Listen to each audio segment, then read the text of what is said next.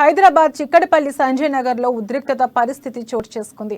ఆత్మహత్యకు పాల్పడిన కూతురు మృతదేహంతో మెట్టినింటి ముందు బాధిత మహిళా కుటుంబ సభ్యులు ఆందోళనకు దిగారు. అత్త, భర్త, ఆడపడుచు వేధింపులు భరించలేక యాదాద్రి జిల్లాలో గడ్డం శ్రీలత అనే మహిళ ఉరేసుకుని బలవన్మరణానికి పాల్పడింది. దీంతో తన పిల్లలకు న్యాయం చేయాలని డిమాండ్ చేస్తూ శ్రీలత మృతదేహంతో భర్త ఇంటి ముందు కుటుంబ సభ్యులు ధర్నా చేశారు. సంజయ్ నగర్ లో పోలీసులు భారీగా మోహరించి బాధితులకు సర్ది చెప్పే ప్రయత్నం చేశారు. అయితే తమకు న్యాయం చేసే వరకు కదిలేది లేదని భీష్మించుకుని కూర్చున్నారు.